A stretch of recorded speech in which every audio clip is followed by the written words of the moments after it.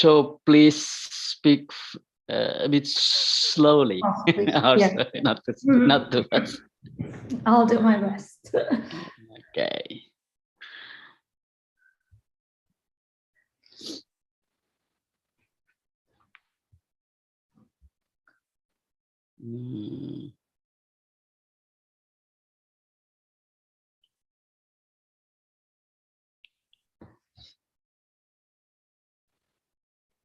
Who is Herman? Did you send email? Yeah, I sent to you. What's that?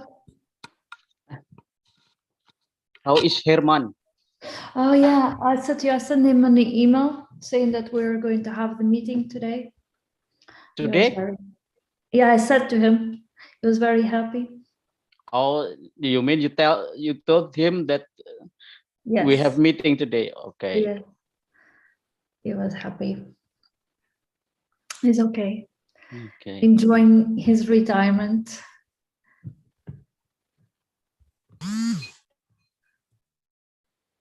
Now we are waiting for students.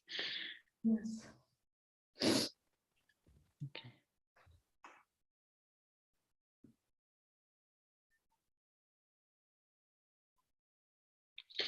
Is it still locked down there? What you say? Lockdown.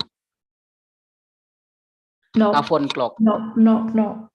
Avon clock and lockdown will stay, they say, for the time being, because they believe that it's doing something to prevent the virus from going up. So they said that they're going to keep it. But now Our university is still closed. Yeah. Mr. Rutte is He's in bad. Yeah, not good for him. Yeah.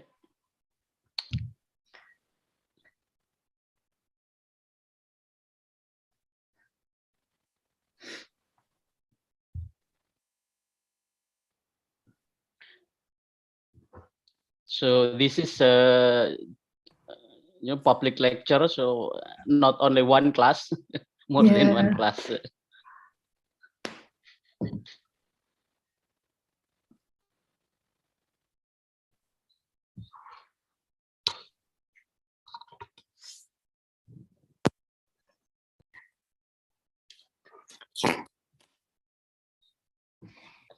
Are you at university? Are you at university? No, I'm at home.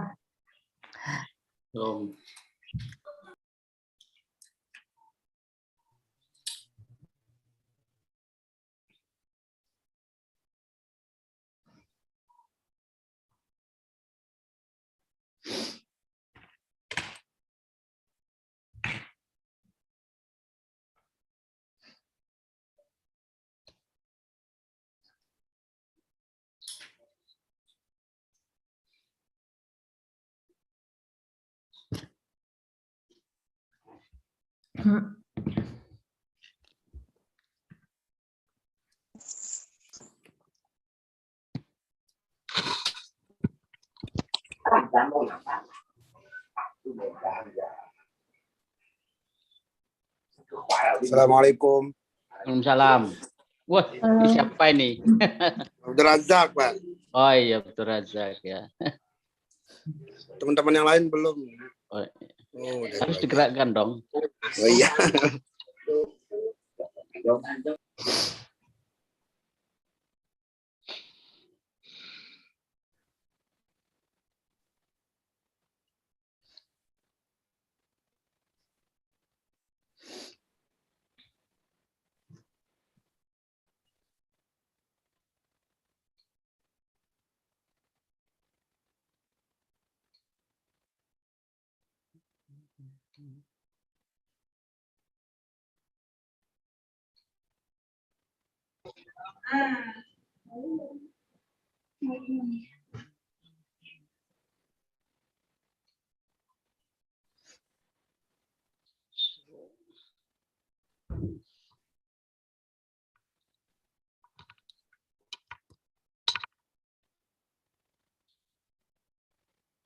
This year is so warm.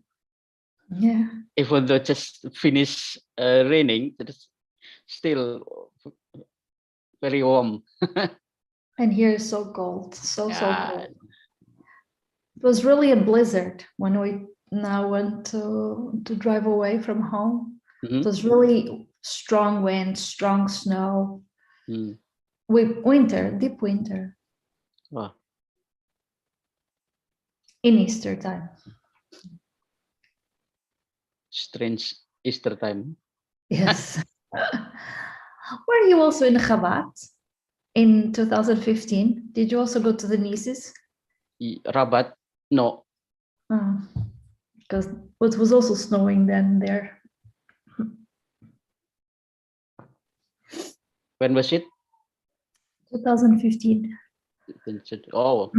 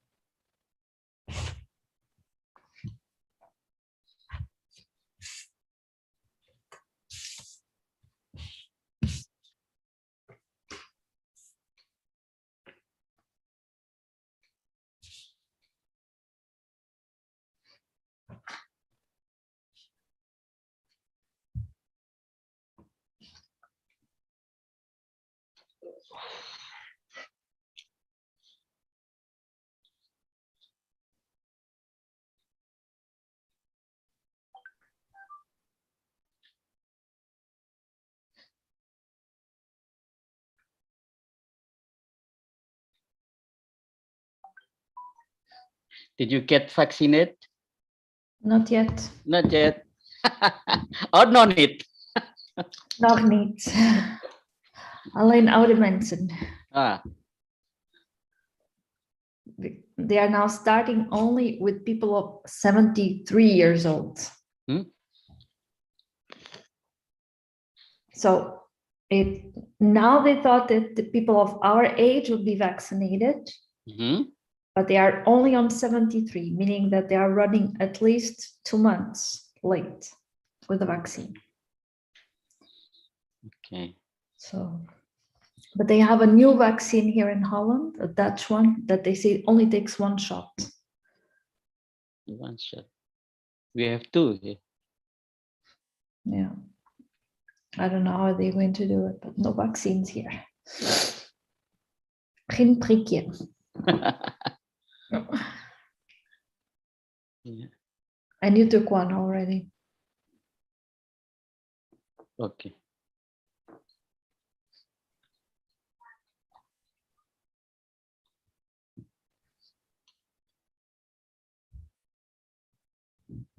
So we waiting until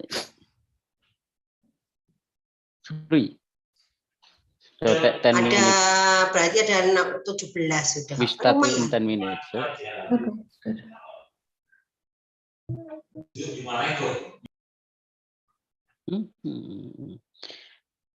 Halo, Bu Nina.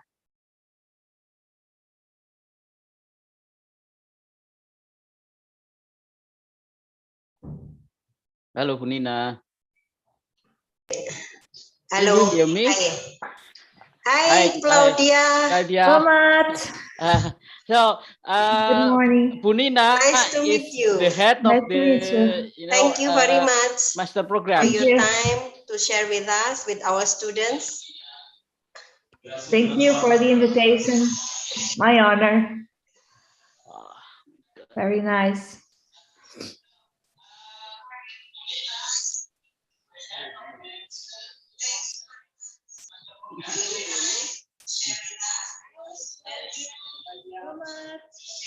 Pulang sih.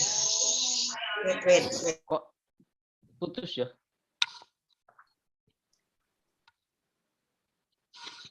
So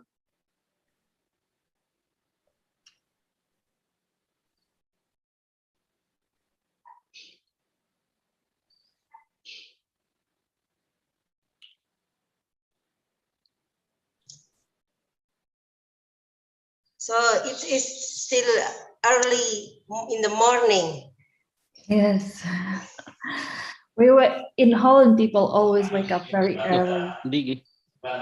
Yeah. At 7, we are already out and about. Oh, okay. So And today is snowing. yeah. It's still snowy.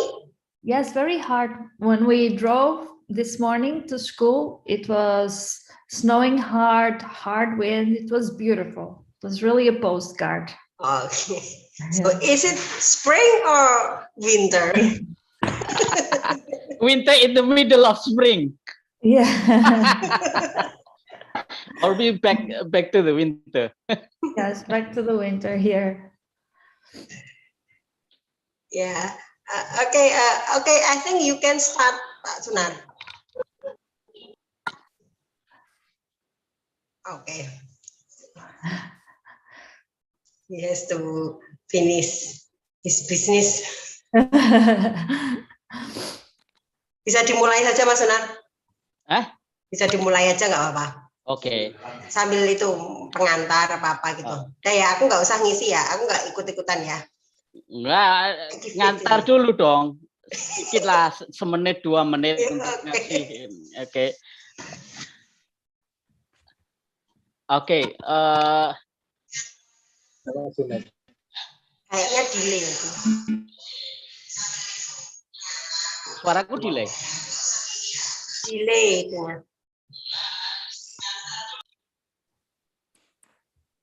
Strange.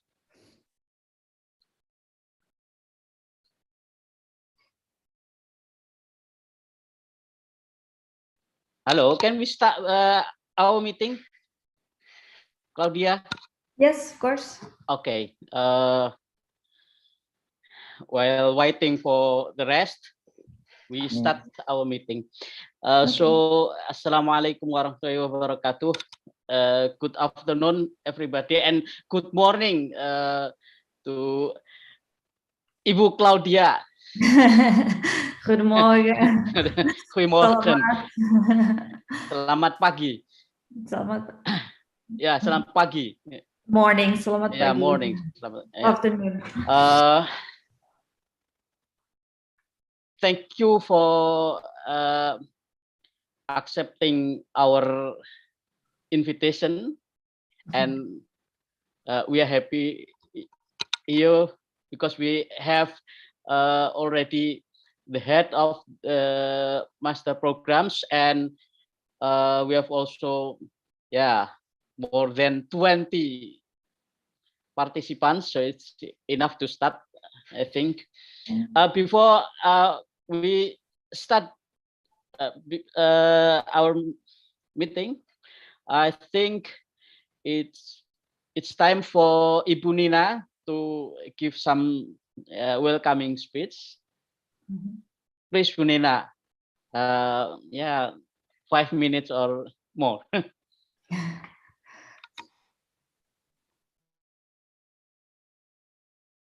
Bu Nina, can you hear me?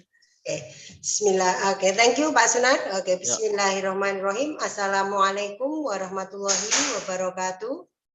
Ya, waalaikumsalam warahmatullahi wabarakatuh. Good afternoon. Selamat sore untuk yang di Indonesia. Good morning for Claudia, because I know it's now in Holland is 8 o'clock in the morning. Okay, so terima kasih. Thank you very much for your availability to give this lecture to our students. So this is our master students is interdisciplinary Islamic studies. So we have 13 concentration.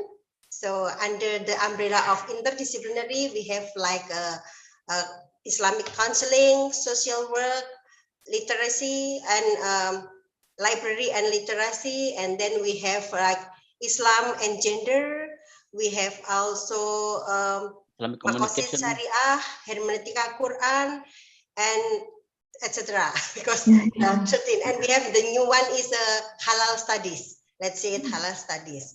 So it is our pleasure to have you here because it's a very update to give update to our student also, because just last week in Indonesia there are 2 bombing, suicide bombing that include women in it.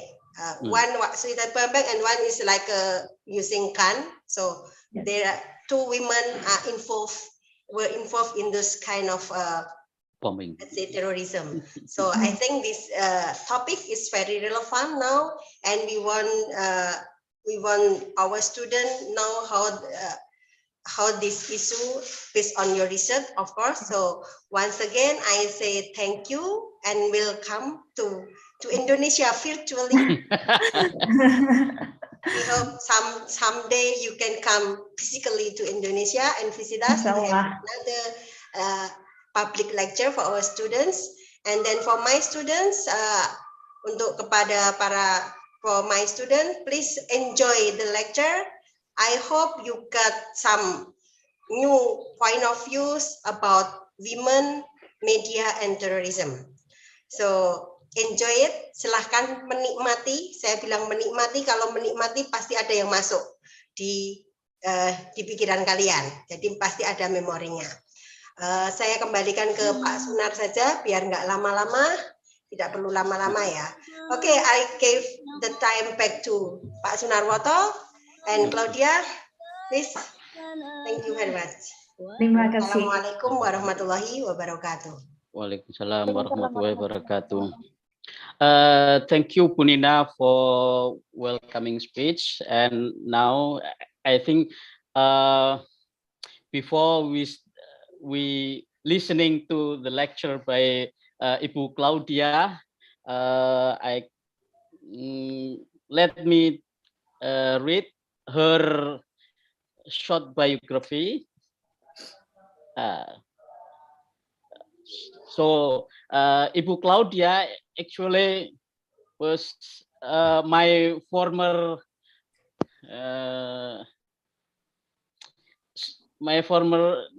still friend. So actually my friend, we have the same professor at Tilburg University, the Netherlands. She is now postdoctoral researcher still at Tilburg University. She wrote a dissertation on women and radicalization. One of the important, I think, the important article she wrote is about online ukti. So this is a very, I was enjoying the article because it's about how women involved in the process of radicalization through media. So this is the, I think the very relevant topic, especially last week, as Bu Nina already mentioned, we saw that women were involved in terrorist attacks in some places of Indonesia. Also, we also saw the case, the similar cases few years ago. So this is, I think, a very important topic to discuss. So we have already Ibu Claudia here. So without any further discussion, please, Ibu Claudia, to present your talk. Time is yours. Good morning from Holland. Good afternoon to all of you in Indonesia.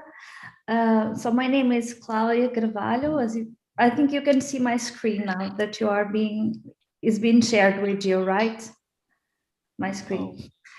So I am a postdoc researcher at Tilburg University. As Professor Sunawat already explained, it's where we met. It was exactly 11 years ago that I first heard the words bapak and ibu and pisang. And since then, we have been close friends. I think we shared a lot of memories. We have shared experience. And above all, I could learn a lot from Indonesia. And it's something that I cherish because I also try to pass everything that I learned from Om Suni, as we call him here at home, to my son, who loves to learn about Indonesia, who loves to learn 11 years ago that about everything that has to do with your culture. So today we're going to focus on the gender dimension of terrorism studies. That's how I did my research, as Professor Sunawat already explained. So I was very interested in finding online Spanish-speaking women on Facebook. And I would like to share with you, this is the cover of my PhD thesis. So this is the title that I chosen for it. And when I was doing my research, I came to a lot of situations that I like to share with you today here. So the first one that I like to share is this one. I would like us today to think of two different dimensions. So one is the women that we are researching. They are women, they are Muslim, or they are converted Muslim. So we have to analyze this dimension. The other dimension is that we are also women doing research. We also have our own context, our own specific features that come to the research, that influence our analysis. So I think it's important that, and you as students, when you are start doing your research, that you really take good consideration of positionality. It was something that Professor Sunawat did in his own PhD thesis. He focused on himself doing field work in Indonesia. So it's something that we always have to care about our context, how we bring ourselves into the field. And especially here in this field that is so sensitive, because as you can imagine, no woman comes online saying, I'm a terrorist. No, they have a religious thought, they have a logical thought that they try to disseminate, that they try to spread to their audience. So we have to be respectful of the situation that we all are, and we have to be very aware of it, foremost aware of it. So when I start doing my research, one thing that I understood very quickly was that for them, Facebook was sacred and could be as sacred as entering the mosque. The sentence that you see there is in Spain or in Spanish, and it means we have to open our Facebook and we have to write Bismillah. We have to orient our actions through the name of God. So as you can see, for someone that cannot distinguish what is the truth or what is being an ideology, it's difficult to distinguish because there's already a religious character there that is not easy to dissociate. But to my research, what I wanted to see is how these intentions, these goals, making Facebook sacred, making Facebook as good as a mosque, was going to form this digital sisterhood. As Professor Sunawat already explained, how the Okhti feeling came, to feel yourself as sisters among sisters. So there's a lot of perspective here that is very feminine, that is very attached to being a woman.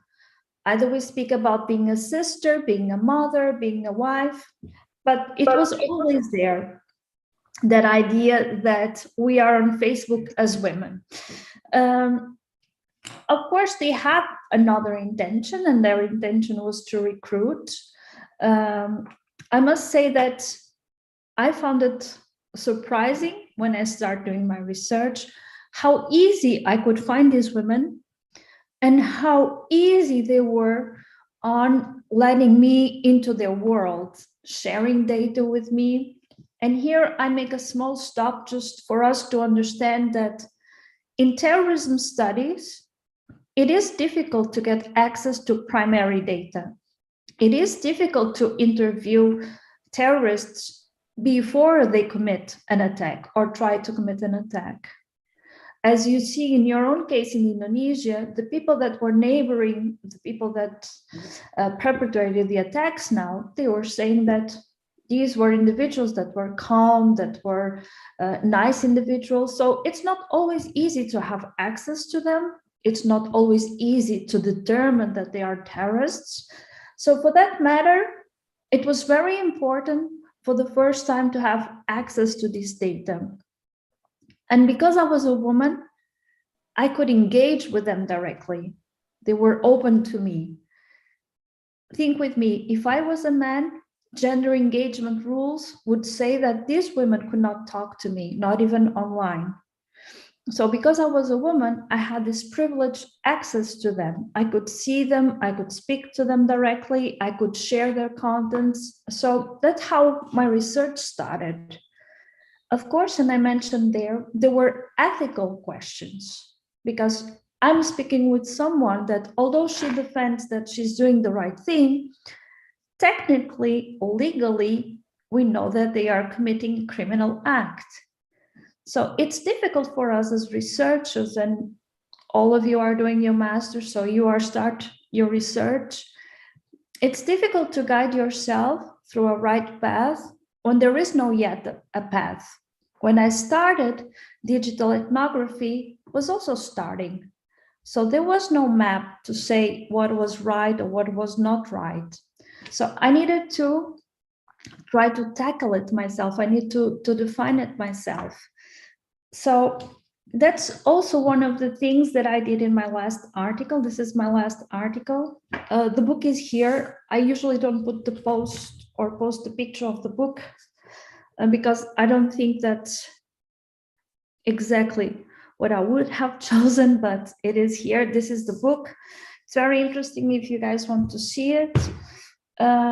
So what I did in this chapter was a reflection of my own case, doing online research and doing offline research, because that's something also important. There are not many studies on how women get involved in jihadism, in terrorism, but there are not many studies also focusing on how female researchers conduct their research. So I thought it was a wonderful opportunity to share how I went through that process of doing research online and how I went through the process of the changing of the context. So here's something for our male audience.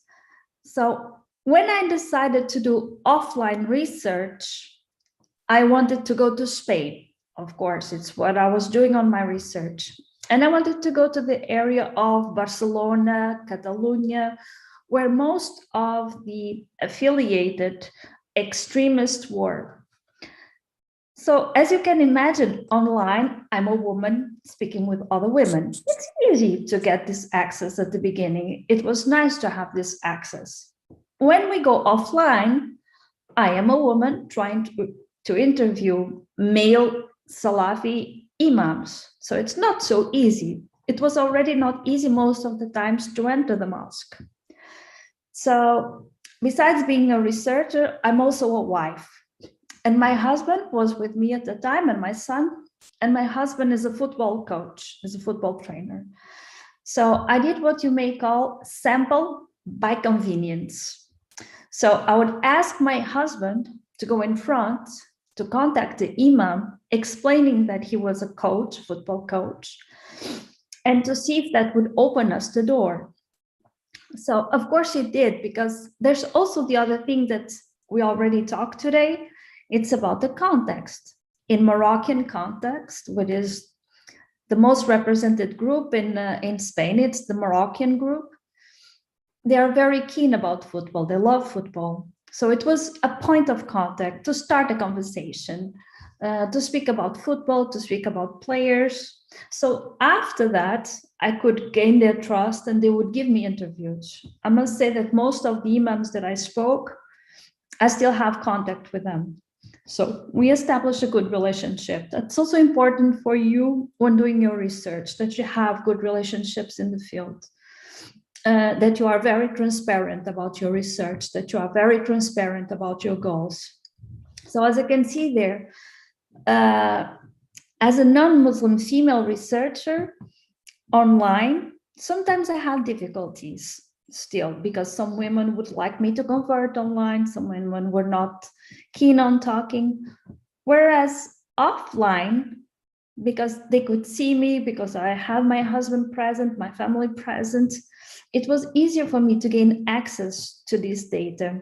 So these are two parallel dimensions that I think that they are important to discuss here later if you would want.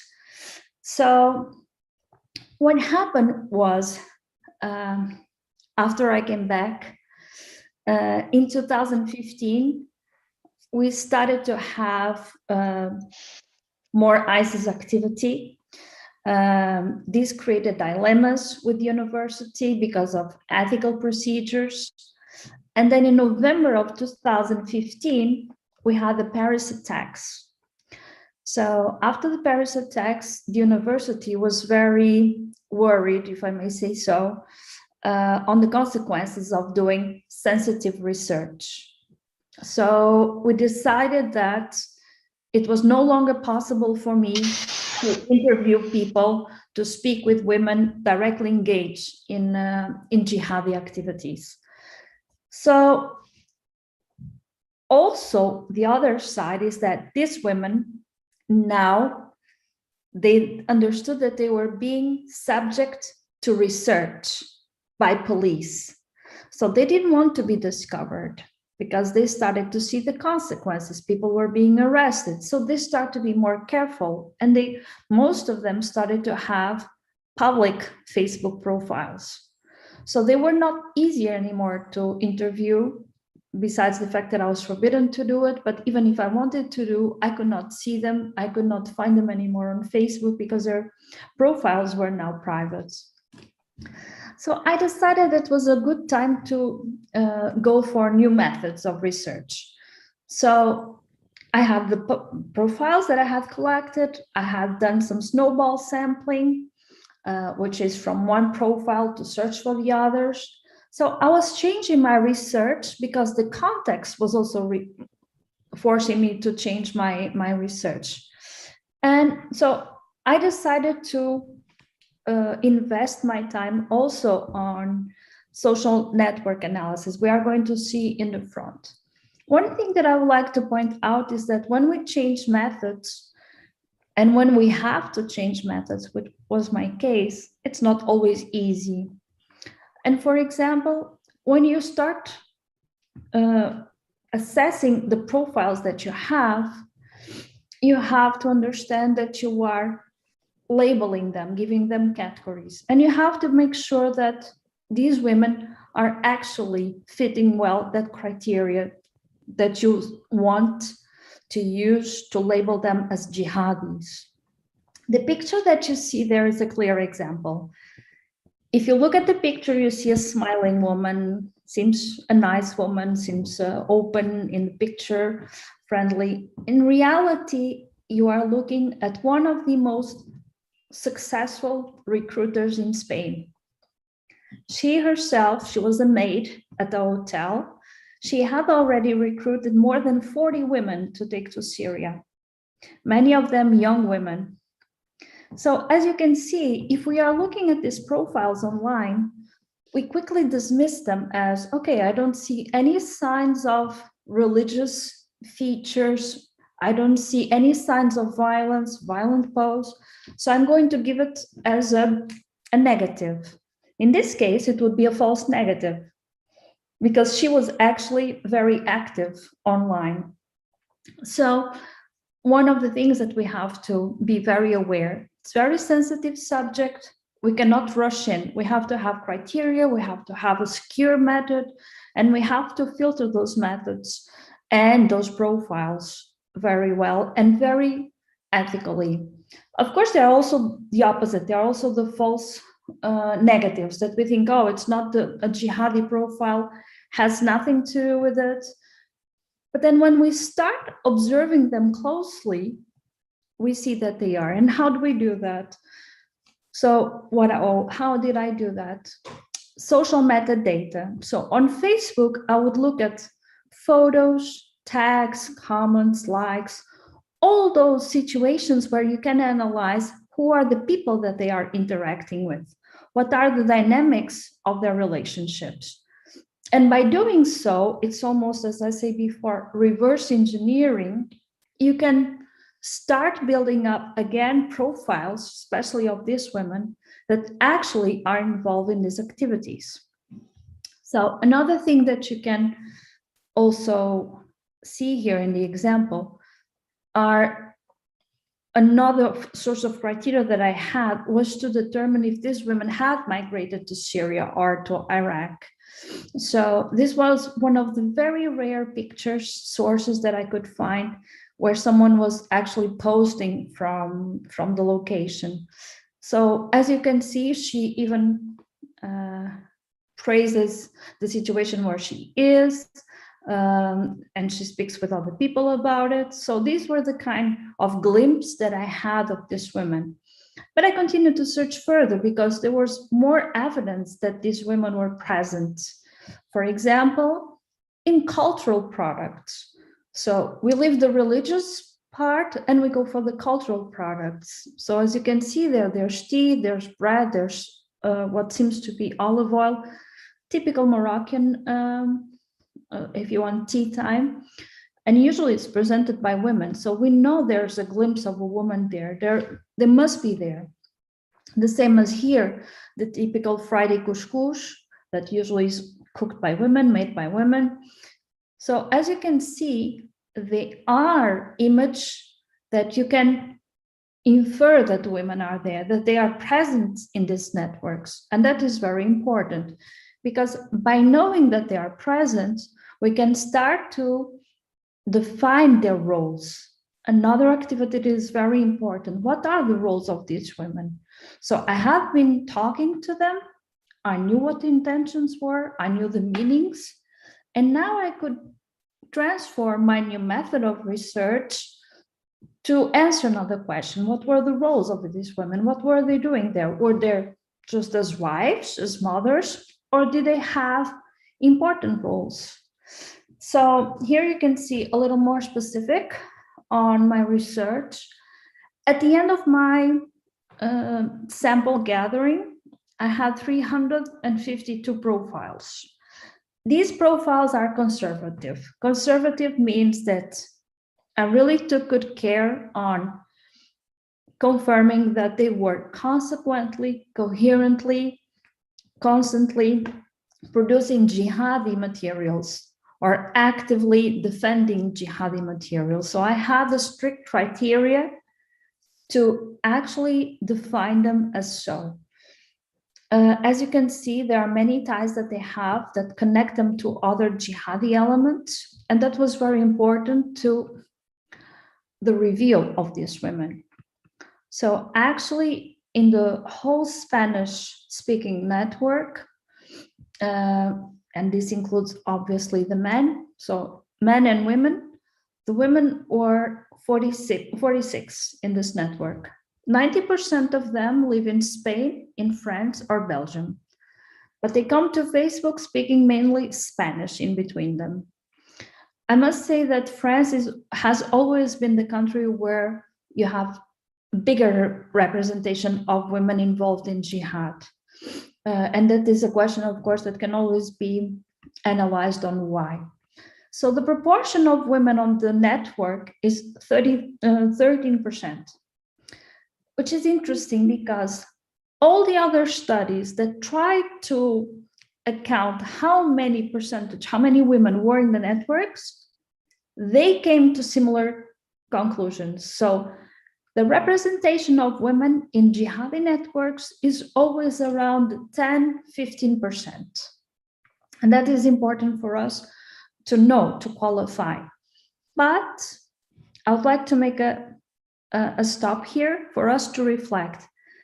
The fact that they are only 10% doesn't mean that their role, their job, their function in the network is less important.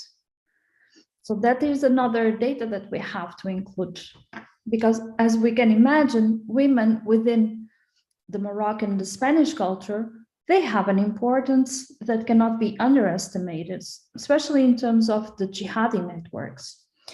This is something that I'm very proud. I did it in collaboration with my good friend and colleague, Dr. Yohan Sal. This is the representation, the visualization of the network. The points that you see there in pink, they represent the women. I would like for you to focus on the center of the network, that pink that you see there in between the biggest blue squares. Those are the key leaders of this network. So if you think of centrality, how in the center they are, these are clear examples that these women have important roles. Yes, they are less in terms of quantity, but they have an importance in the network. Another aspect that I would like to share with you is that if you notice, there are many women that are almost in the outside of the network. That means that these women also have an important role. They are the ones connecting this network to other networks. Usually this refers to connecting with the immigrant ones, so other networks, other individuals that do not belong to the Spanish-speaking one, but belong, for example, to the French-speaking one, to the Dutch-speaking one. So if you want, these women here, they make bridges, they make contacts, they make connections, and those are very important to enlarge the networks, to make the networks bigger and stronger. So this was the conclusion of my findings. What are those roles of these women online? So as we have seen now in the network, they build local networks, they expand the network. But above all, I would like to point to you that the key players are crucial in terms of engagement with other women and recruiting other women. They represent the authority, they represent someone that they look up to and they want to belong to. How do they do that? You must ask. How do these women engage other women? How do they recruit them?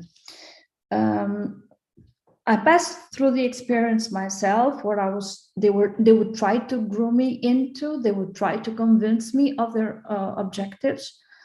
Again, as a woman, as a non-Muslim, I was always very clear of my guidance, of my ethical guidance. So, but still you have an idea of how they proceed, how they do it.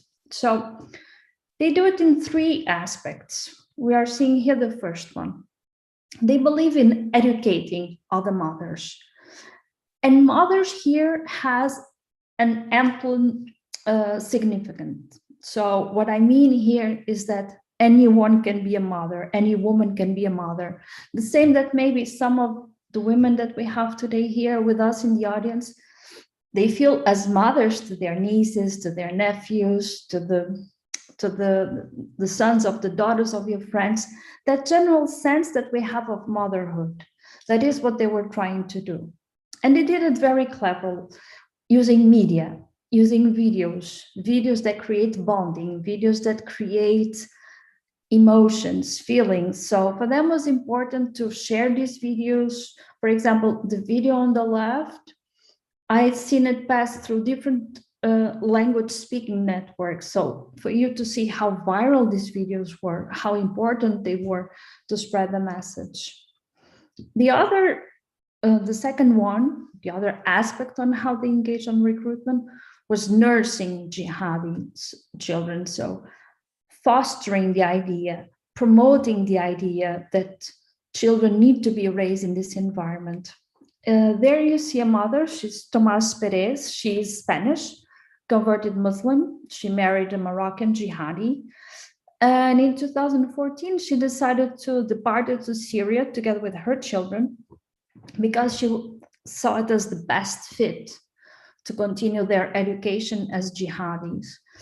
And the son you see there is Mohammed Perez, and he made a video. The video also went viral, spoke about the conquest of Barcelona and bringing the idea of Al-Andalus back. Al-Andalus was the imperium, the Muslim imperium that would include Portugal, Spain, Morocco.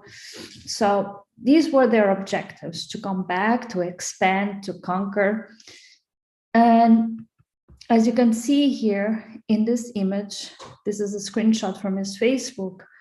He was asking that, or trying to foster others to go back to Spain and to make Cordoba again Islamic, to make the cathedral of Cordoba again a mosque. So these are individuals that have a message, have an ideology, but also have a concrete goal with it. And this individual in particular was the product of his own mother education. And they post this online on Facebook to show other women how good they have done, how concrete they have with their sons in terms of jihadi ideology. So concrete that they want to make it material, they want to make it tangible, they want to achieve something with it. And of course, the women that are included in the circle see this as an example to follow. So those are things that we pay attention to. And the third aspect that I found was this one: mothers mourning their children. So here in the image you see, he was called Abu Tamima. He was speaking more than 4 languages.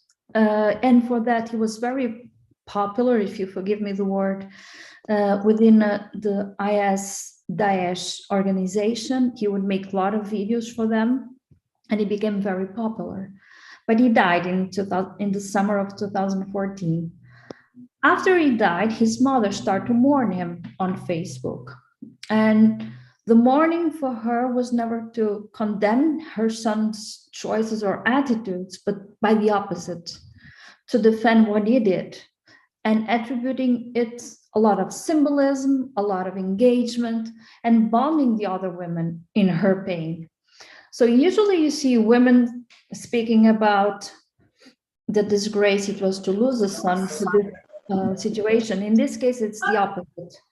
She is praising the fact that the son died as a jihadi fighter. So these are, as you can see, these are very specific ways that connect families. And this is exactly what you have if you speak of the case, for example, of Indonesia now. We speak about family units. And this is how family units are created, by always keeping that bond, by always keeping that tight kinship among the members of the family. And there's a very good book on it I would strongly recommend you to read, from Professor Dean C. Alexander. He is writing this book on how these units, how these family units are indeed greater than we think in terms of objectives and in terms of impact, in terms of terrorism. And one thing is for sure, what is said at home has more legitimacy than what is said outside, has more trust, has more confidence. And these small cells that are created, like we see now in Indonesia, a couple, or as other cases also in America that were also couples, like San Bernardino case, these are really, really compact units that trust themselves, that know exactly what's going on with them.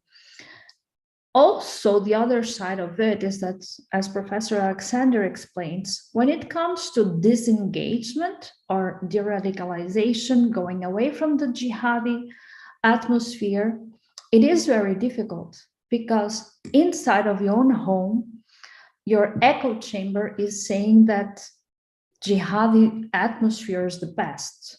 So there's a conflict here of interest between family and the outside. So it's very difficult to retrieve these people from that sort of ideology if at home they are being defended. And it's also what we have been seeing also with ISIS, that it's a unique legacy where the rise of family terrorism is something that is staying, is something that is very important to consider.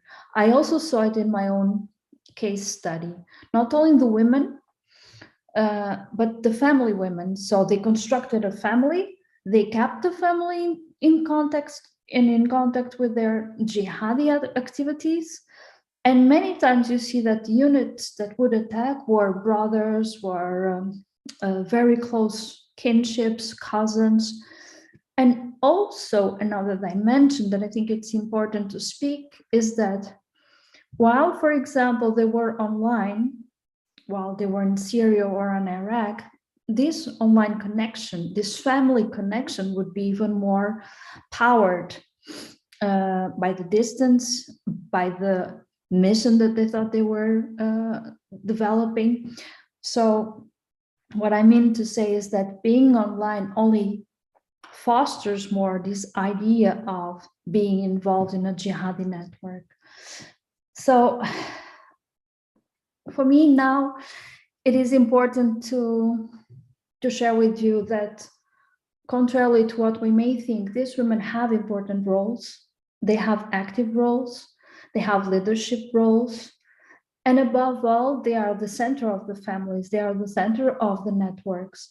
And for that, I think it is very important that we continue to study them, if possible, to interview them, if possible, to gain sense or to make sense of their own meanings, their own intentions, in order to progress in our studies, but also in order to progress as a society. So this is what I wanted to share with you today. Terima kasih.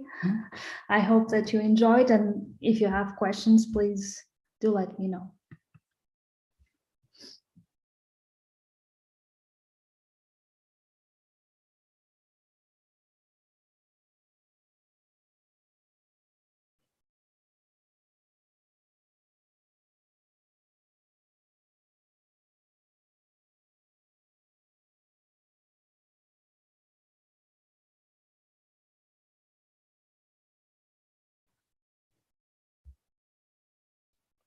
Thank you very much, Ibu Claudia, for your enlightening lecture. I think many things, many important things you already discussed. Ya, kawan-kawan,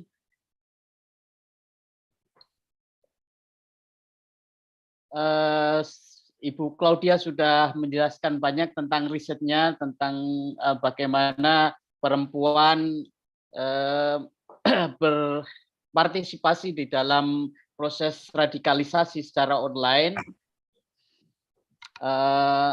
Yang menarik adalah bagaimana melakukan riset secara online. Ya.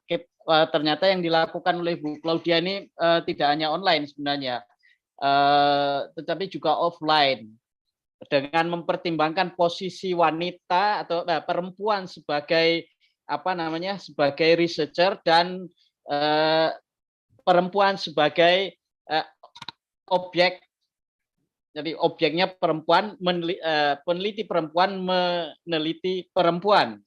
Ini penting untuk dipahami bagaimana melakukan pendekatan terhadap informan, bagaimana membangun kedekatan personal terhadap mereka. Nah, ini yang dilakukan oleh, mungkin sudah mencatat semua ya teman-teman semua, yang dilakukan oleh Bu Claudia adalah salah satunya yang menarik dari sisi offline adalah memanfaatkan kehadiran family sebagai upaya untuk mendekati objeknya. Bareng-bareng ke Spain gitu kan, bersama suaminya. Suaminya ini adalah seorang pelatih football, dulu pernah di PSV, Feyenoord, dan juga yang terakhir di di Uni Emirat Arab sebelum corona itu masih melatih di klub football Emirat Arab. Terus sekarang sudah di Belanda. Nah, waktu melakukan riset ke beliau, Bu Claudia dan keluarganya itu ke Barcelona untuk menemui imam, ya, imam yang menemui itu suaminya. Menemui imam karena apa? Seorang imam laki-laki itu kan suka ngomong berbicara hobi tentang football. Dengan begitu bisa menyandalkan suaranya melaku tapi sih serang melaku. Halo, Ketutupan. halo, suara saya bisa kedengaran? Bisa, Pak. Oke, saya lanjut ya. Jadi begitu ketemu imam dan juga bersama family dengan anaknya juga ke sana, itu menjadi mudah bagi Ibu Claudia untuk mendapatkan narasumber yang ditemui.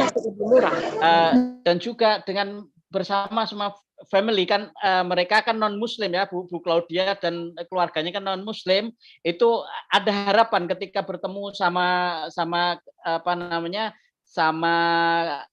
narasumber itu menjadi mudah karena apa? Mereka berharap bahwa peneliti yang non muslim akan menjadi muslim ketika sudah dekat gitu.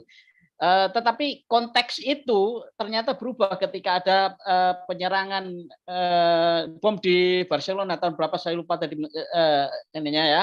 Akhirnya semua tertutup, akses untuk ke sana untuk meneliti tentang isu terorisme. Dan ini bukan Barcelona sih, Catalunya kalau tidak salah.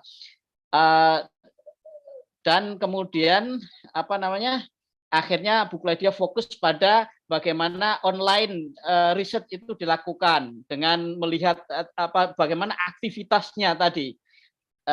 Dan menarik sekali karena kita dengan fitur yang ada di dalam Facebook segala macam itu ternyata Ibu Claudia bisa mendapatkan banyak data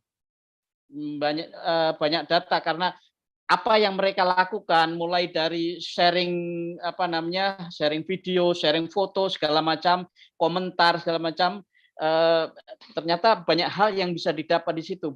Bagaimana sharing itu kemudian menunjukkan bagaimana networking mereka, apa peran masing-masing dari para netizen jihadis itu di dalam aktivitas online-nya. Oke. Dan yang saya hanya summary aja, jadi tidak semuanya. Ini yang terakhir setelah terkumpul semua. Didapati di situ bahwa ternyata konteks keluarga itu penting sekali di dalam proses radikalisasi secara online, di mana perempuan berperan melakukan educating jihadi mothers, jadi Pak Jihadi itu kemudian melalui aktivitas online-nya termasuk sharing video itu berperan memberikan pelajaran mendidik para ibu ini jihadis atau yang anaknya akan menjadi jihadis. Kemudian juga nursing jihadi children, bagaimana merawat anak atau mengarahkan anaknya untuk menjadi jihadis segala macam. Kemudian juga ada Mourning jihadi children. Di situ misalnya ada di Syria banyak yang meninggal, kemudian di share di bela sungkawa. Nah, bela sungkawa itu kemudian melahirkan perasaan yang erat bagi para jihadis online itu secara emosional dan juga non emosional. Juga mereka menjadi semakin terlibat dengan proses radikalisasi secara online itu. Jadi yang ditekankan di sini ada family unit sebagai dalam konteks online, radikalisasi online sangat perempuan jihadis sangat memainkan peran yang sangat krusial. Oke, mungkin teman-teman sudah mencatat banyak, saya tidak juga tidak ingat semuanya. Mungkin punya pertanyaan, kita punya waktu banyak sekali untuk diskusi. Silahkan teman-teman untuk mengajukan pertanyaan kepada Ibu Claudia. Langsung bahasa Inggris bisa, bahasa Indonesia juga bisa. Silahkan.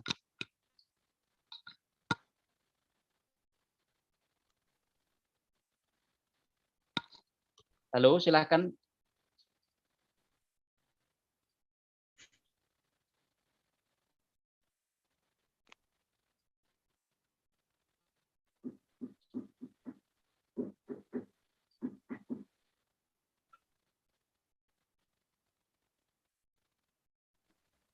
Mau bertanya, Bapak. Oke ya. Siapa namanya? Jurusan apa boleh disebut? Nama Mas Rozi, jurusan Makosid. Ya. Ya, silakan. Tentu ini kan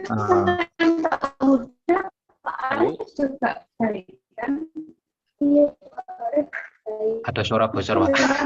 Halo, suara siapa ini ya? Nggak tahu, ada suara bocor. Lanjut, Mas. Ini kan tentang bagaimana peran seorang perempuan mungkin bisa seorang perempuan bagaimana menjadikan keluarganya atau mungkin anaknya sebagai seorang radikalis. Nah, misalkan kalau orang ini misal konteksnya kalau misalkan ya khususnya di Barat, kalau misalkan di sana ada seseorang yang yang mungkin teridentifikasi bahwa dia terpapar radikalisme, itu upaya yang dilakukan Barat atau tindakan yang dilakukan Barat secara untuk mendekati orang itu secara personal bagaimana? Seperti itu mungkin. Ya, dua lagi mungkin.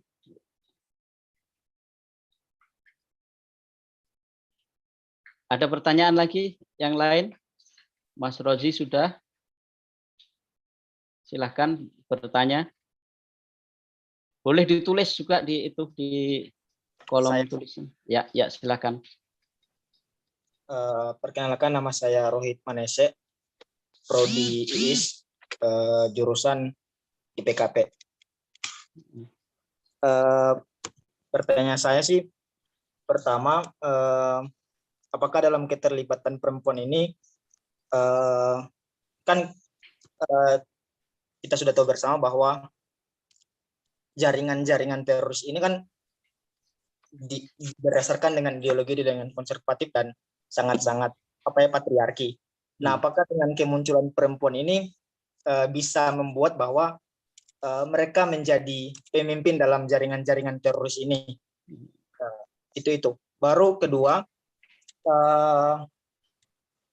sebenarnya sih apa dampak selanjutnya begitu ketika perempuan terlibat? Apakah hanya terputus dalam hal ketika mereka tertangkap, atau secara biologis ini bisa memperpanjang rantai terorisme, misalkan anaknya terlibat dan lain sebagainya. Misalkan kan kasus Surabaya itu yang terlibat itu satu keluarga gitu. Apakah dengan keterlibatan perempuan ini bisa mendatangkan lebih banyak? Oke. Ketiga, apa strategi yang dibuat dari perempuan ini ketika dalam struktur patriarki ini kan tiba-tiba mereka bagi saya sih diperalat untuk bagaimana menjadi martir dan bom bunuh diri. Apa strategi yang mereka buat sehingga mereka bisa menjadi martir? Sebenarnya kan mereka hanya ya pelengkap saja. Oke, ya, jangan banyak-banyak. Udah banyak 3. Oke, satu lagi.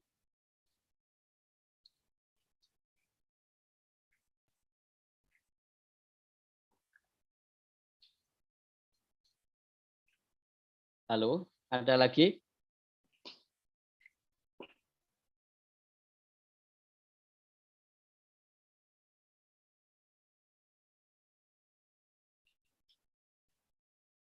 Oke, kalau tidak ada saya ini. Oh, Mas Rosi yang awal.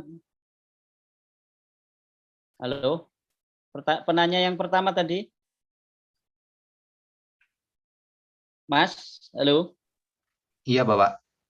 Tadi pertanyaan singkatnya apa? Proses apa tadi? Jadi kalau misalkan yang dilakukan pemerintah Barat, misalkan kalau misalkan ada suatu perempuan atau keluarga yang terpapar radikalisme seperti itu, sebenarnya yang dilakukan pendekatannya seperti apa? Oke, ya, terima kasih.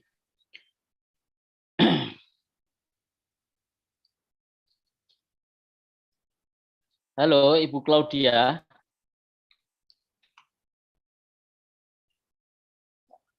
Halo. Halo, selamat. You have some questions from us. So the first question is this is about women who are already radicalized. Okay. What does the government? What did the government do with them to de-radicalize them if they are already infected by radical ideology? Yes, thank you so much for the question. I don't know if you want to sum up the questions or I can answer directly to you. Yeah. It's a very important question, of course. It has different answers and different results according to what the government decides to do. So in my own case in Spain, the women that were already involved in radical programs, of course, first and foremost, they have to pass through the legal process because they were convicted from criminal activities. They are usually then escorted, welcomed into institutions of the government where they have their own de-radicalization programs. But these de-radicalization programs are different. If you think of a young woman, or if you think of a woman that is already a mother, there are very different impacts. For example, one of the women that I follow closely, she became a radical after a visit to a mosque in Morocco. She came back to Spain. The husband was also Muslim like her. She thought that the husband was not as conservative, as well guided as she was. So she decided to leave him and go to Syria with her son. She was eventually captured, returned to Spain, and the son was, of course, given to the father. The custody of the son was to the father. This caused immense impact in this woman. So, as I always try to share, it's also about the context of these women. So this woman was not only a woman, she was also a mother. And the fact that she could not be with her son, the fact that she could not accompany her son made a deep impact on her to the point that she committed suicide. So if you want to assess the impact of these de-radicalization programs, here they failed. Because of course there's an unfortunate circumstances that we cannot prevent, that we cannot foresee in most cases. But that's why we have to have, in my opinion, important, well-made, well-tailored programs. So we have to have programs that are almost tailor-made to each case. I know it's almost impossible. I know it requires a lot of time, effort, and money that not all states have it to invest. But we should at least start to make the theory of it. How would we do it? How would we could better approach this situation on these women that are already radicalized? And of course, in order for that chain of events to be stopped, we have to think first and foremost about preventing violent extremism. So we have to enter the places where these ideas are being formed. We have to, first and foremost, of course, look at the causes, at the triggers, the drivers that make these women embark in those paths. But it is a very difficult question to answer. How can we intervene, and above all, have a positive impact, not only on these women, but also in society. For example, in England, there was a lot of shaming of these girls that were returning. It's, of course, conducive to nothing good. Shaming is not a strategy, of course. So, but it has to do also with the emotions of the public, has to do with the emotions of the public opinion. So, yeah, I think we don't have yet programs that can say we have found the solution for it. Also because I don't think you have a general solution. You have to have specific local solutions. Oke, thank you. Jadi Mas Roji tadi ya, apa yang dilakukan sebenarnya ini menarik karena apa namanya, kasusnya itu perempuan yang dia menjadi radikal itu sejak berkunjung ke sebuah masjid di Maroko, kemudian dia apa namanya bertekad untuk mengikuti jihad di Syria itu, dan ternyata setelah itu dia ketangkap ya. Karena ketangkap ini yang si perempuannya ini menjalani legal proses, jadi proses hukum berjalan. Dan sebagai ibu dia punya anak, kan? Akhirnya anaknya diserahkan oleh negara pada ayahnya. Nah, dalam hal ini pemerintah itu sebenarnya melihat proses ini gagal di dalam melakukan apa namanya antisipasi terhadap proses radikalisasi. Maka yang bisa dilakukan sebenarnya adalah prevention ya, upaya preventif untuk mencegah ekstremisme itu. Dan itu tentu saja sama seperti di Indonesia, kasusnya juga seperti itu, tidak mudah. Tapi legal proses adalah salah satu yang mesti dijalani terlebih dahulu karena itu merupakan apa namanya tindakan kriminal, melakukan terorisme. Tetapi setelah itu ya upaya-upaya preventif yang dilakukan oleh pemerintah. Tentu saja ini semua saya kira Indonesia juga melakukan hal itu. Itu ya. Kemudian the next question is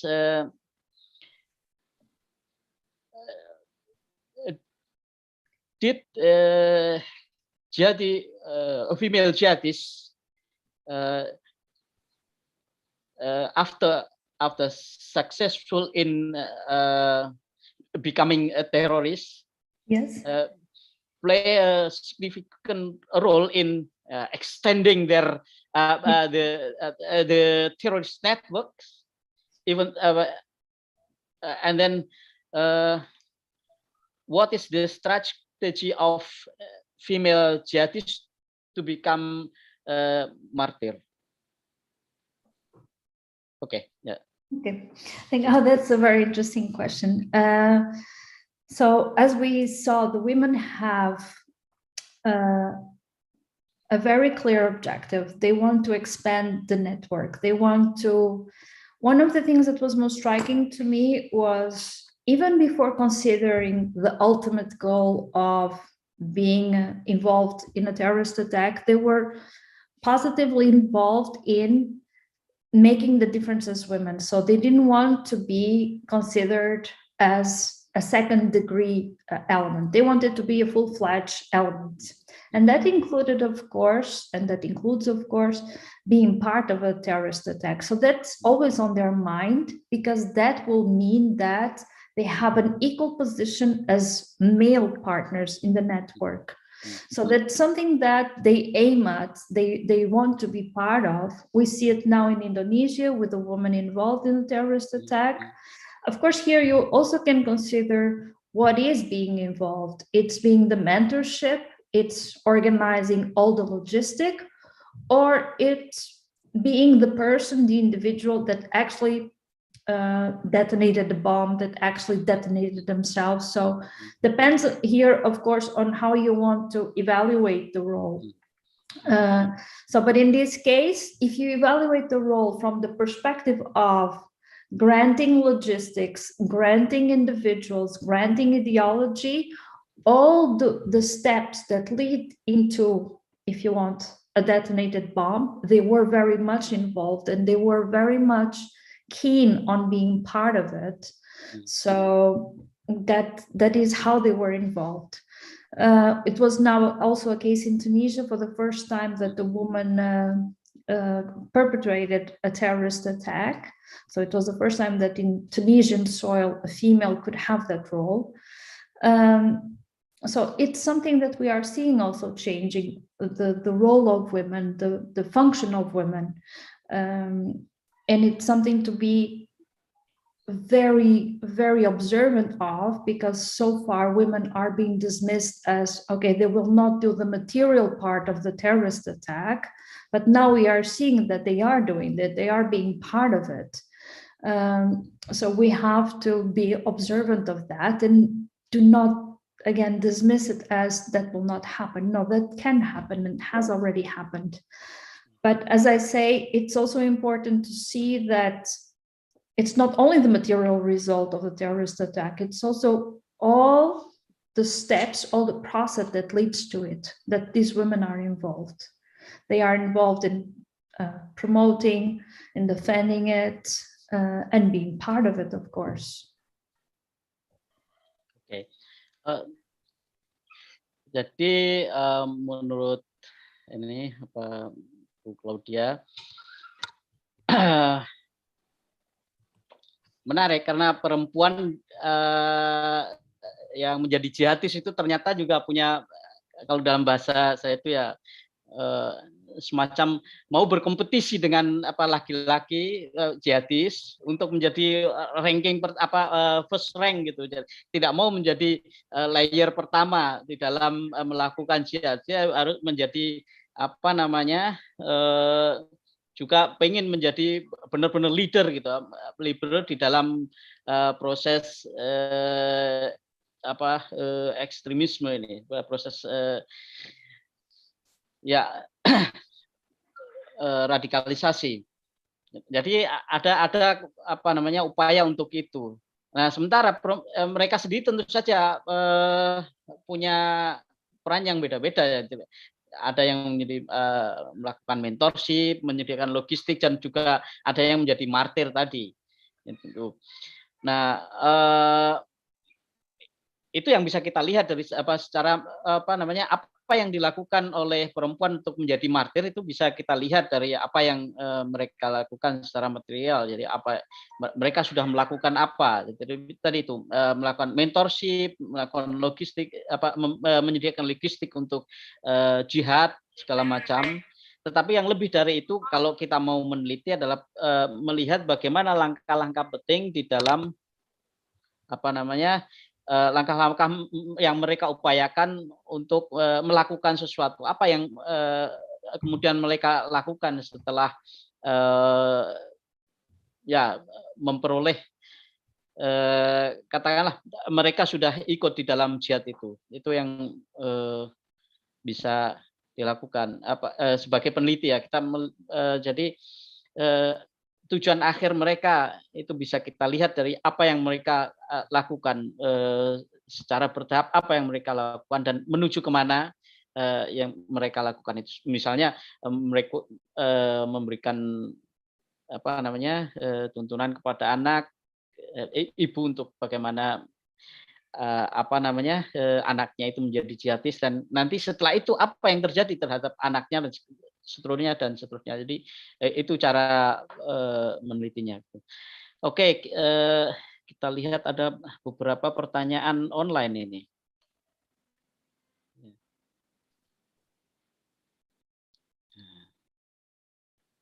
Oke, Mas Ahmad Fasa dari BKI bertanya bagaimana cara Ibu Claudia, you have a question here. The next question is how to return those already brainwashed to be radicals to the positive way, to be a normal people, yes. That is the question. We have also another question. I don't know from Zainuri Julian. Apakah kelompok radikal memang is it true that female radicals in the West are Muslims, or actually they are not non-Muslim? As a researcher, how you prove that they are Muslims? And then the next question is,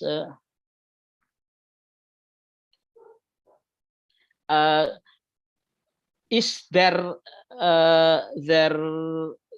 purpose in terrorism is to be a radical group in their own country or abroad?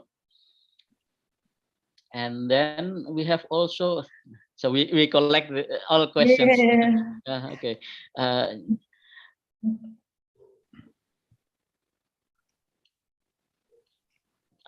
What do you think about women as objects? I think what objects of research. Not only that, women as a loyal person to their husband.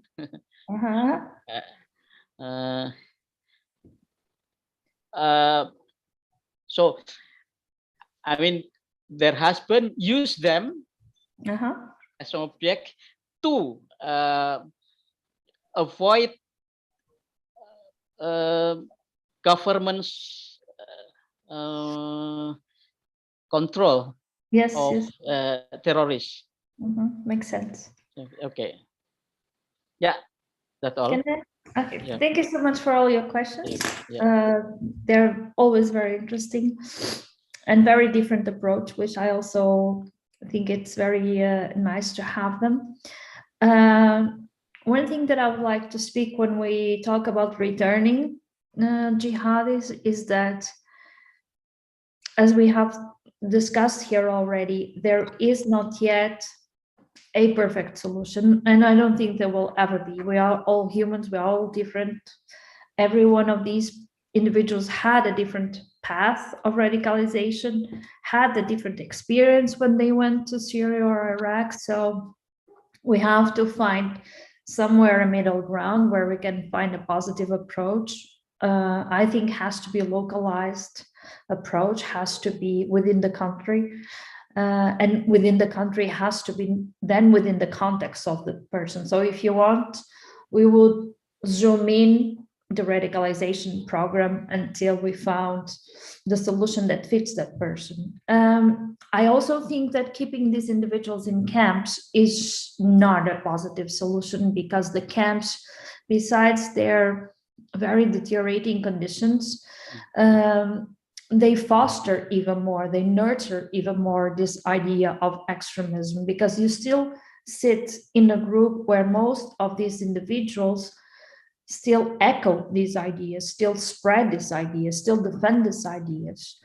And the fact that they are sitting in a camp with lower life conditions doesn't add for them to dissociate themselves from those ideas, because the grievances only increase by sitting in these camps. So the longer they sit in these camps, the more difficult it will be when they return, if they return, to give them a positive outcome, a positive space. So that's another thing that we have to also consider. For how long have these people been sitting in these camps?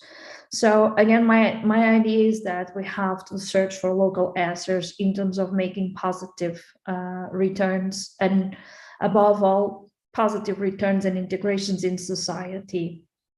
I think it's also important that, and we have situations like that where individuals that have been radicalized, doesn't matter if it is extreme right-wing or jihadism or what is it, that they have a voice afterwards, that they can explain how they disengage, how their process was. So positive examples of people that have been in both positions and are now thriving citizens of their own local communities. So that will be my answer.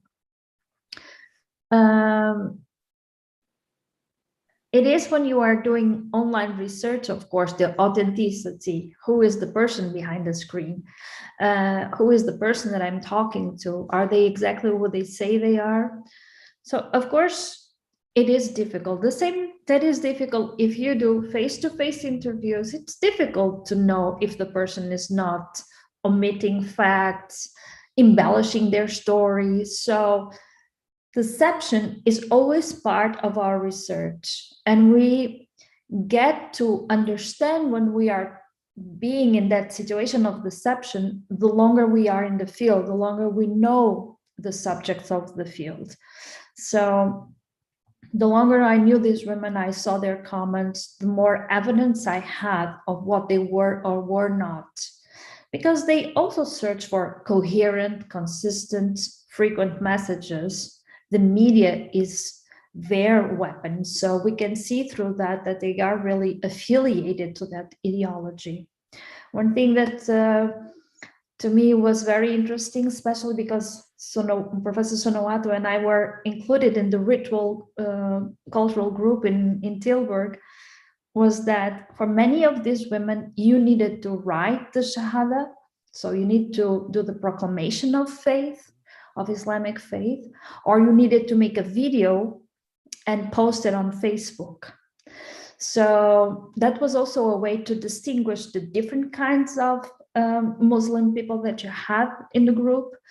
And in their ideas, if you do the proclamation of the Shahada on Facebook, either video or message, and several of the people click on it, social metadata alike, then you have a converted person, then you have a true Muslim person. So that was a digital ritualistic way of confirming their affiliation to Islam. In some groups, especially when they start being closed groups after the November attacks in 2015 in Paris, you needed to write it in order to enter.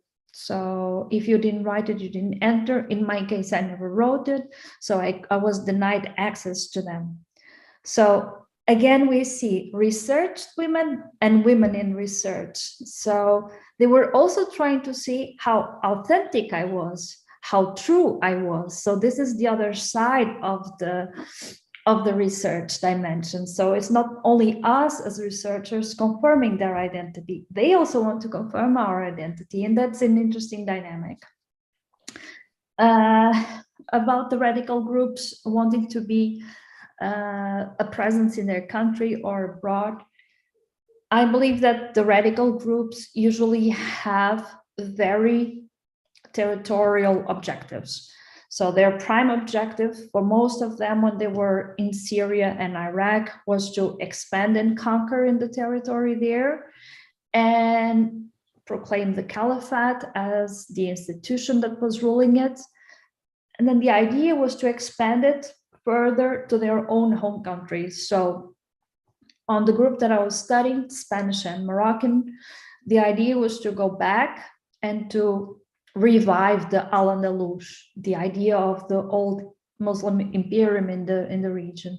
So they wanted to make it a more vast program, if you want. So their ideas are always very centered in historical context, how it was when the Muslim empire was in vigor. So it's what they want. They want to go back to what they think it was a pure system of Islam. So indeed, they have ideas of expansion, ideas of conquering, ideas of returning. And most of the times, the idea of returning is associated with the idea of retrieving the government that they have at the moment in their own country and replace it by a jihadi, if you want, ruling. So their idea is not only the territory, but also the government. It's on both sides. And then also regulate everything that has to do with civil society. They want everything to be measured by their own rules and their own principles. The last question, it was about loyalty to the husbands and how the husbands can use that as a device to avoid government control.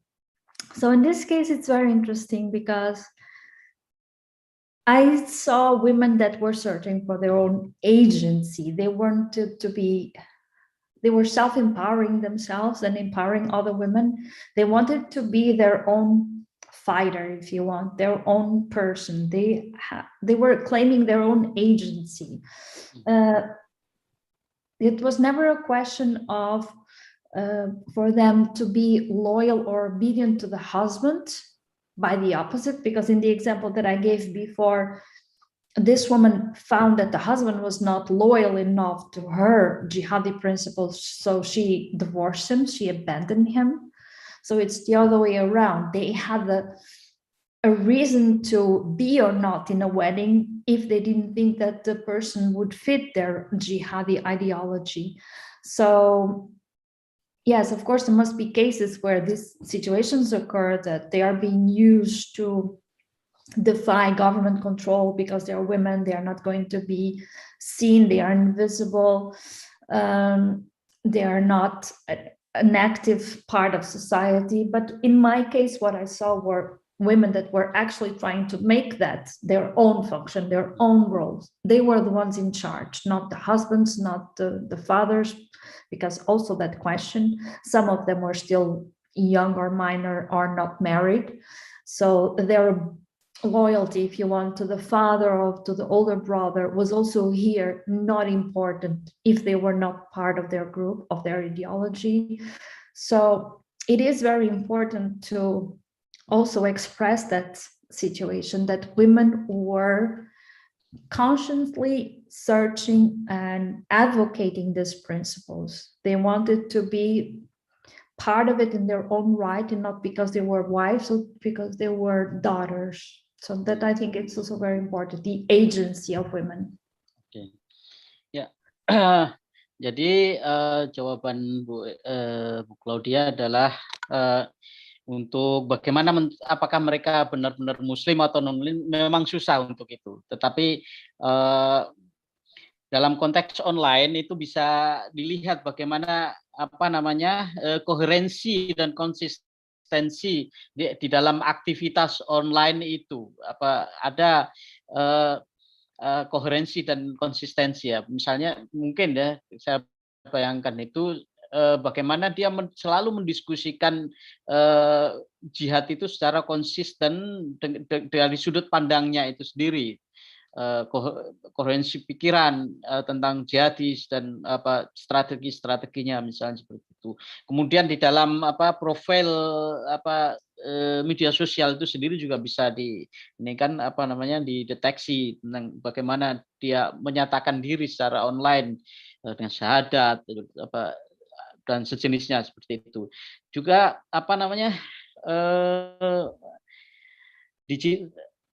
digital confirming. Jadi secara metodologis melakukan bagaimana mereka mengkonfirmasi diri secara digital itu penting. Tetapi kalau kita ingat tadi Bu Claudia juga melakukan penelitian secara offline, jadi terkonfirmasi juga antara offline dan online itu. Kemudian apakah tujuan jihad itu mereka bertujuan untuk membentuk kelompok di dalam negerinya sendiri? Ternyata di sini pada dasarnya mereka mempunyai, tentu saja mempunyai tujuan teritorial, kemudian terutama mereka ingin merekrut para calon jihadis untuk berjihad di Syria dan daerah konflik lainnya. Kemudian setelah itu mereka setelah pulang mereka mempunyai juga keinginan untuk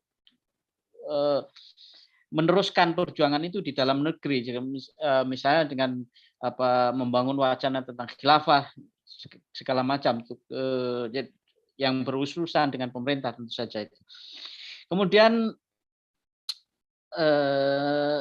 jawaban terakhir, pertanyaan terakhir tentang bagaimana perempuan yang dimanfaatkan oleh suaminya agar terbebas dari jerat hukum dari pemerintah, dari negara gitu. Jawabannya menarik di sini karena sebagai peneliti Bu Claudia menemukan bahwa agensi itu lebih penting ketimbang memperhatikan posisi perempuan yang tidak berdaya digunakan oleh suaminya dalam perjuangan jihad. Mereka perempuan itu dengan sadar diri, mereka mempunyai agensi, mempunyai kemampuan untuk menjadi jihadis itu sendiri. Jadi mereka sadar diri posisi mereka. Bahkan seperti yang jawaban sebelumnya, di antara mereka juga berusaha menjadi top leader dari gerakan jihadis itu. Jadi begitu ya kurang lebihnya. Terus mungkin di sini menjawab pertanyaan Mas Kurrozi ya tentang apakah kesadaran gender di kalangan jihadis. Bu Claudia, your last answer to the last question, we have another question related to the agency of female jihadis. Does it mean that their willingness to participate in jihad is also a form of their gender consciousness? Gender consciousness meaning? Yes, but meaning that they, as a woman, they, I think, can participate. As women, they can participate or have to participate in this holy mission. Yeah, it's also a very important question, of course. If you are doing it because you believe it, or if you are doing it for peer pressure, because of course, especially when I started my research from 2012 until 2015, it was for these women important to be seen in these groups. It was important to be defending the jihadi activities. Also because it's something that I have to mention, and it's very important. It is an emic perspective that we have of jihad. It's their own perspective of what means to be a jihadi. And most of the times that perspective, that perception does not coincide with what a well-raised individual would consider fair or just. So for many Muslim colleagues that I had, when analyzing the reasons beyond this ideology, they would not make sense to them, not in terms of the sacred text, not in terms of the Quran. So it's also another perspective that we have to have, is that they have an idea of jihad that is not what we would consider as fair or just. But it's their idea and they are defending it. And because they are defending it, because they gain authority online, because they gain legitimacy online, other people choose to believe these ideologies because they believe what is being said. Because again, the media that they construct is so coherent, all the time the same, all the time consistent. So it normalizes the behavior. It normalizes the absorption of that information. It makes it sound normal. Violence becomes normal, becomes acceptable. So they eventually, they want to believe and they want to be part of this group, because at that initial phase, they were seen as fighters for something that was important. afterwards, things started to change in some perspectives. The fact that some were arrested, the fact that some went to Syria and died, some that reported that life in Syria was not as ideal as they expected, this willingness to be part was less, or at least it was more contested, even online. So there are also that differentiation in terms of in what phase are we speaking. In the beginning, yes, everybody wanted to be part, generally speaking. Afterwards, concerns start to raise. So now it's important to assess how are these women portraying themselves in terms of individuals, but also in terms of the groups that they want to belong to. So I think in the case of Indonesia, it would be very important to start analyzing that. How does, for example, the recent attacks influence the minds of other young women? Do they feel the pressure to be part of it? Do they feel as to condemn them publicly? So it's important to see, to make sense of the meanings and the feelings. Oke. Jadi untuk menjawab pertanyaan apakah itu gender consciousness, apa kesadaran gender, jadi jawabannya begini, sebagai seorang peneliti itu harus kita bisa melihat dari perspektif emic perspektif ya, jadi perspektif dari orang itu sendiri bagaimana menampilkan dirinya di dalam hal apa namanya proses radikalisasi ini dalam gerakan ekstremisme. Dalam prosesnya kasus yang ditemui adalah tidak seluruhnya apa namanya mereka berubah, konteksnya itu ada yang konsisten menjadi bagian penting di dalam proses radikalisasi itu, tapi kemudian sebagian yang lain mengalami perubahan-perubahan. Jadi yang penting sebagai apa namanya yang sebagai seorang peneliti adalah melihat bagaimana pada akhirnya mereka menggambarkan dirinya, portraying themselves as either as still as jihadis or becoming normal people, menjadi orang-orang seperti kita, menjadi biasa. Jadi proses panjang itu harus dilihat, dianalisis kalau untuk mengetahui itu. Tentu saja ini jawaban tidak langsung apakah itu kesadaran gender atau tidak, tetapi ya saya pikir jawaban Ibu Claudia sudah jelas bahwa mereka sadar diri tentang posisi. Ya, bukan karena apa namanya, karena mereka menjadi istri kemudian mereka berpartisipasi, tetapi mereka sadar diri bahwa sebagai Muslim perempuan mereka wajib untuk mengikuti apa namanya perjuangan suci itu. Gitu. Kurang lebihnya seperti itu. Ada pertanyaan lagi atau silahkan. Kalau dari yang tertulis ini sudah selesai apa? Dari inbox sudah. Ada yang mau bertanya secara langsung? Silahkan. Saya Bapak. Halo. Sudah ada yang bertanya lagi? Saya Pak. Oh ya, lalu Hasanul, silakan. Saya ingin bertanya lebih kepada sebagai peneliti, Pak. Ya, ya.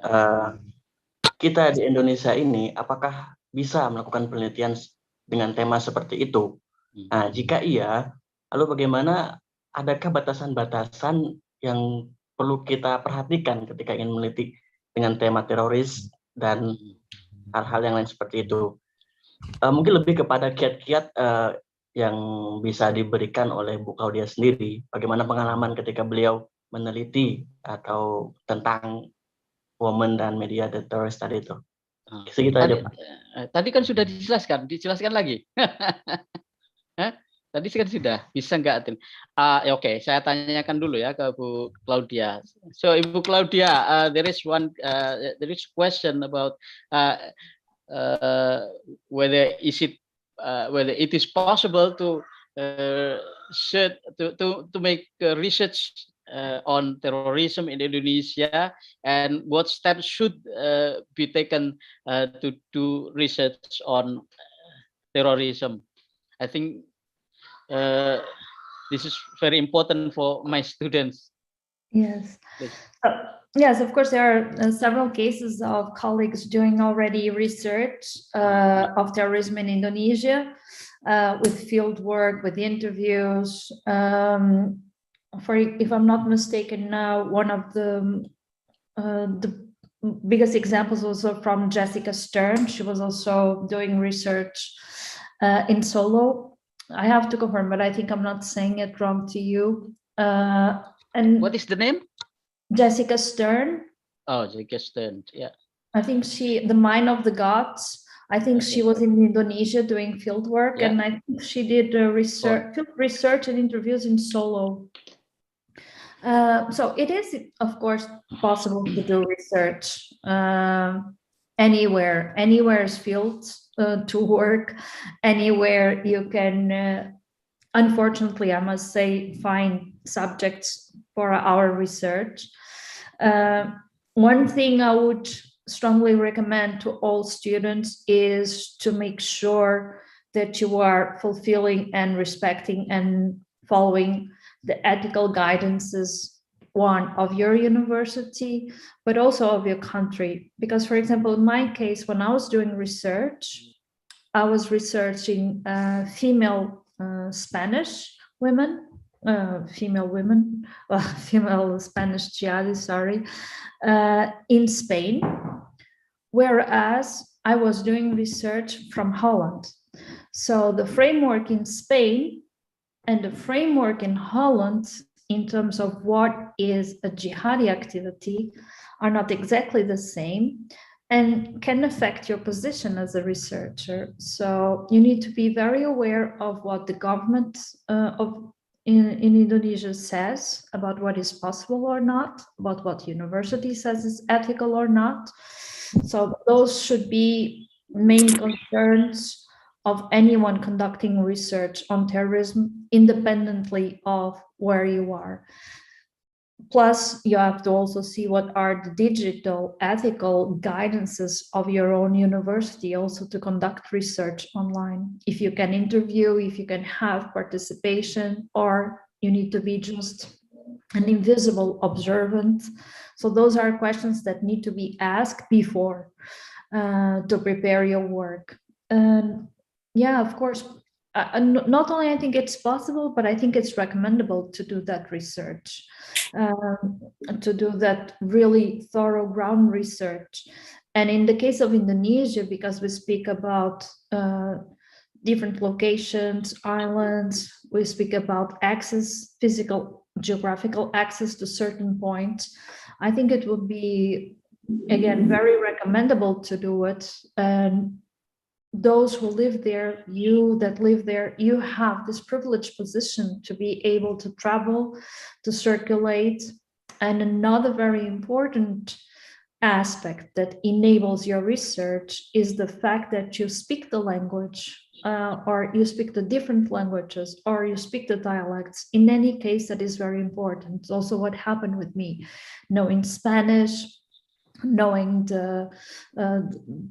the words that meant something to them, for example, in dialect was also important. So those small nuances, if you want, those small features are important, are not that small. So the fact that you know the language, you know the territory, you know the country, and the third aspect will be you know the local culture, you know the local differences, makes it even more interesting to do that research in Indonesia.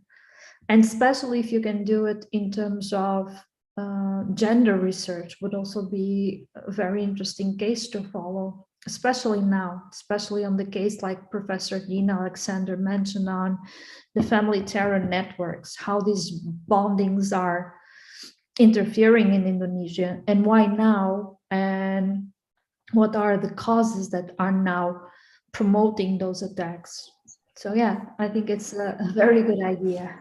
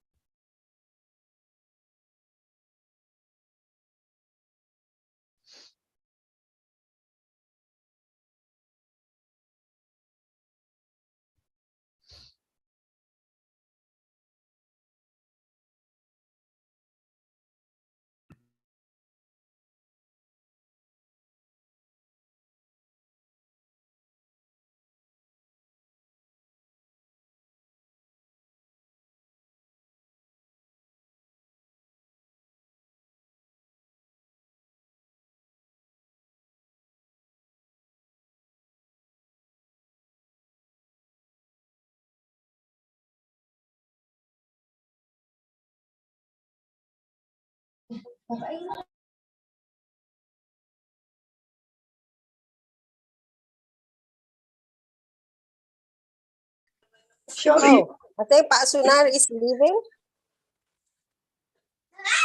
Lost signal, Bu. Okay, I think Pak Sunar is lost his connection, so he's not here anymore. He became invisible. Yeah, I contact him just to make sure whether he can continue or not. If not, so I will take over. Okay. While we wait, I can show our Yes. our students something that it's typical Dutch. Yes. It's snowing now, as you can see. So we have the winter time.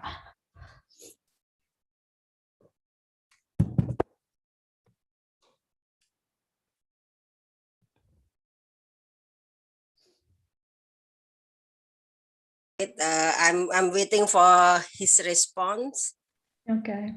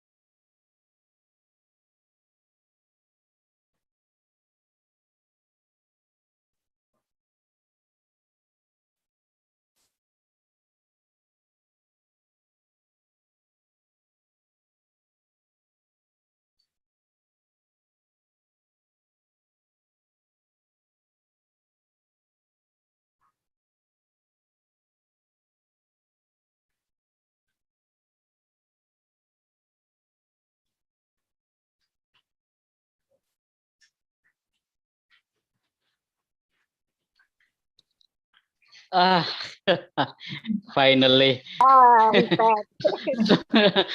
Sorry. There is a virtual attack. I don't know. Sorry. So Maaf, saya tidak bisa menjelaskan lagi ya karena ini tadi putus, Mas R. Hasanul. Tapi merujuk pada penelitian Jessica Stern, jadi mungkin itu saya tidak bisa. So sorry, I cannot explain your explanation to the student. Yeah, I can repeat quickly if you want. The idea is just that the students, they can do research, they should do research in Indonesia. They have to be aware of ethical guidance, both for digital and offline fieldwork, what university would like them to follow. Also, the government rulings on what is possible or not to do. And I think they have a wonderful opportunity to conduct the research because they know the language, they know the geography of the country, and above all, they know about the local culture of the country. So they have all these benefits, all this advantage to start their own research in the country. And so much variety in Indonesia, for sure. There are many unique spaces still to explore in terms of jihadism, in terms of terrorism, and also explore what are the causes now, what are the root causes of the recent attacks, for example. That would be interesting to explore. Okay. Thank you. Jadi Mas R. Hasanul, selain merujuk pada Jessica Stern tadi ya, itu ada hal-hal penting kalau mau melakukan studi tentang jihad online ini. Pertama adalah ethical guidance. Nah, ini memang susah sekali. Jadi panduan etis. Jadi orang itu tidak bisa melakukan penelitian begitu saja secara online tanpa memperhatikan etik. Ada di situ manusia yang harus dihormati. Tidak semua bisa misalnya menyebut nama secara langsung segala macam akan membahayakan